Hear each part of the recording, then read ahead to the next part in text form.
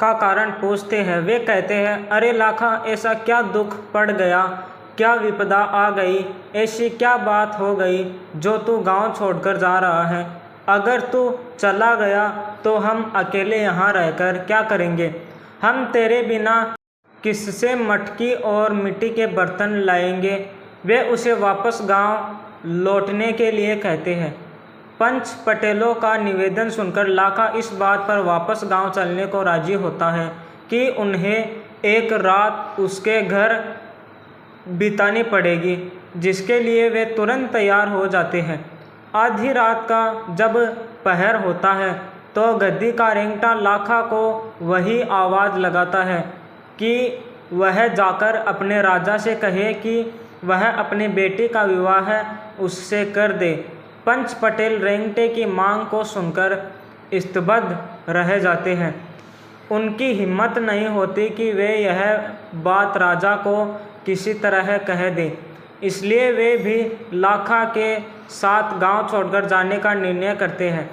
सभी गांव छोड़कर चल देते हैं। यह बात राजा पेप सिंह को उसके महल में मालूम हो जाती है तो वह अपने घोड़े पर बैठकर गांव वालों के समक्ष आता है और उनके जाने का कारण पूछता है। अरे बस्ती के लोगों, ऐसी क्या बात हो गई जो तुम गांव छोड़कर जा रहे हो? तुम्हारे बिना मैं किस पर राज करूंगा और कैसे इस नगर का राजा कहलाऊंगा? गांव वाले जवाब देते हैं कि वह इसका कारण लाखा से पूछे। राजा जब लाखा की ओर देखता है तो वह डट रोने लगता है और कहता है कि कारण जानने के लिए राजा खुद उसके घर एक रात सो कर देखे। गांव वाले भी कहते हैं कि अगर राजा एक रात बिताने के लिए राजी हो जाए तो वे भी वापस गांव लौट जाएंगे। राजा उनकी बात मान लेता है। आधी रात होते ही और गद्दी का रेंगटा लाखा को वही आवाज़ लगाता है कि वह महल में जाकर राजा को कहे कि वह उसकी बेटी पांदे का विवाह उससे कर दे। राजा पेप सिंह यह बात सुन लेता है। यह सुनकर वह अचंभित रह जाता है कि गद्दी के रेंगटे का विवाह वह अपनी बेटी पांदे से कैसे कर सकता है। इस संकट से बचने के लिए वह एक शर्त रखता है कि अगर गद्दी का रेंगटा उसकी नगरी का परकोटा एक रात में पीतल तांबे का खिंचवा दे तो वह उसका विवाह अपनी बेटी से कर देगा। यह कहकर राजा अपने महल को लौट जाता है। पीछे से लाखा का दिल घबराने लग जाता है। शर्त सुनकर रेंगटे के भी कान खड़े हो जाते हैं। वह लाखा से कहता है कि वह उसकी पीठ पर दोनों तरफ थैले लटका दे, एक में पीली मिट्टी भर दे और दूसरी में काली मिट्टी भर दे। इसके पश्चात वह उसे नगरी का फेरा लगवा दे। विवश हो लाखा उसकी बात मानते हुए नगरी का फेरा लगवा देता है। एक रात में परकोटा तांबे पीतल का हो जाता है। सूरज उगते ही महल में राजा को जैसे ही यह खबर लगती है उसका दिल घबरा जाता है। वह अपनी रानी से कहता है कि उसे अपने वचन को निभाने के लिए अपनी बेटी की शादी गद्दी के रेंगटे से करनी पड़ेगी, लेकिन शादी के बाद वह रेंगटे को महल में ही घर जवाई बनाकर रख लेगा। वह अपने नाई को बुलाकर उसके हाथ लाखा कुम्हार के यहाँ लग्न भिजवा देता है। लग्न आते देख लाखा गांव वालों को आवाज़ लगाता है कि वे उसके घर आकर लग्न झिला जाए। यह सब कार्य बड़ी शोभा से हो जाता है। लाखा बारात ले जाने की तैयारी में जुट जाता है।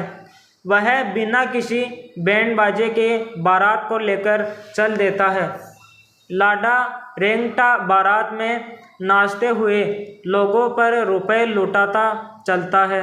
बारात जब राजा के यहाँ पहुँचती है तो महल में से उतरकर घर की महिलाएं तोरण द्वार पर मंगल गीत गाती हुई आती है और दूल्हे का स्वागत करती है।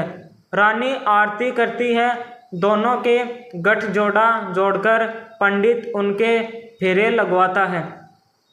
पहले फेरे में राजा रानी अन्न का दान करते हैं, दूसरे में छल्ला अंगूठी, तीसरे में 5 बर्तन, चौथे में 5 कपड़े, पांचवें में सोने का दान, छठे में गज इष्टिया हाथी और घर के देवताओं का दान और सातवें में गौ माता का दान करते हैं। फेरे लगने के बाद बारात लौटने की तैयारी करती है। विदाई में महिलाएं गाली गीत गाती है, मालिन फूलों के हार बनाकर लाती है। पहली माला गणेश जी को अर्पण की जाती है, दूसरी लाखा ब्याई को और तीसरी अपने नए जवाई साहब को पहनाई जाती है। बारात लौट जाती है, लेकिन बेटी और जवाई को महल में ही रोक लिया जाता है। उन्हें महल के तलघर में खर्चा पानी देकर रहने के लिए अकेला छोड़ दिया जाता है। जब दिन ढलने के बाद रात होती है तो रेंगटा गंधर्व सेन बन जाता है। हर रात को वह मनुष्य देह में तब्दील हो जाता है और सुबह होते ही वापस गधा बन जाता है। कुछ समय पश्चात पांडे गर्भवती हो जाती है। वह एक के बाद एक 4 बच्चों को जन्म देती है, जिसमें सबसे बड़ा भर्तृहरि, उससे छोटा विक्रमादित्य, उससे छोटी मेणावती और चौथे स्थान पर सबसे छोटा भाई सलीमादित्य जन्म लेता है। चारों बहन भाई महल के तलघर में खेलते कूदते हैं। एक दिन राजा पेप सिंह की रानी को अपनी बेटी की याद आती है। उसके हालचाल जानने के लिए वह अपनी दासियों को तलघर में भेजती है।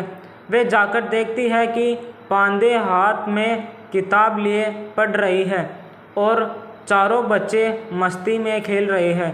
दासियों से मिलकर वह कहती है कि वे जाकर उसकी माँ से कह दे कि उसने तो अपनी बेटी का विवाह गधे से किया था, लेकिन उसके 4 बच्चों का जन्म हुआ है। इतने में रेंगटा भी घास चरकर वापस लौट आता है। रात का वक्त होता है। रेंगटा अपनी खाल उतारकर गंधर्व सेन बन जाता है। खाल को खूंटी पर टांग देता है। यह राज जानने के बाद मौका देखकर रानी दासियों को तेल देकर भेजती है कि वे जाकर रेंगटे की खाल को जला दे। रानी सोचती है कि ऐसा करने से रेंगटा हमेशा के लिए खत्म हो जाएगा और बदले में मनुष्य रूपी गंधर्व सेन बच जाएगा।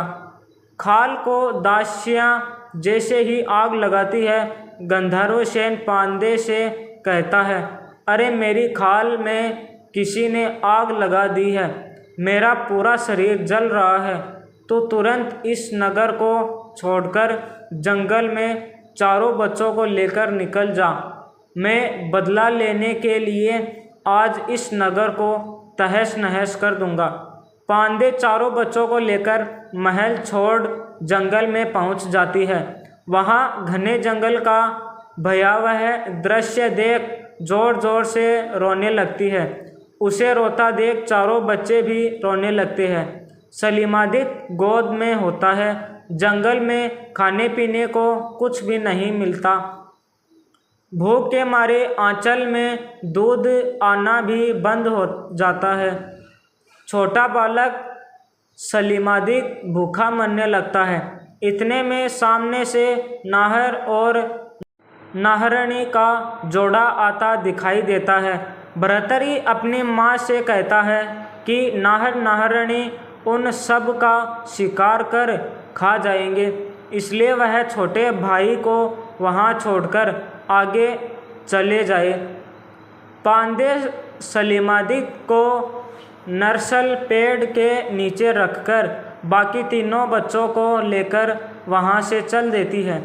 घनी रात का समय होता है। वीडियो अच्छा लगा हो तो लाइक करें, सब्सक्राइब करें और अपने दोस्तों में शेयर करें।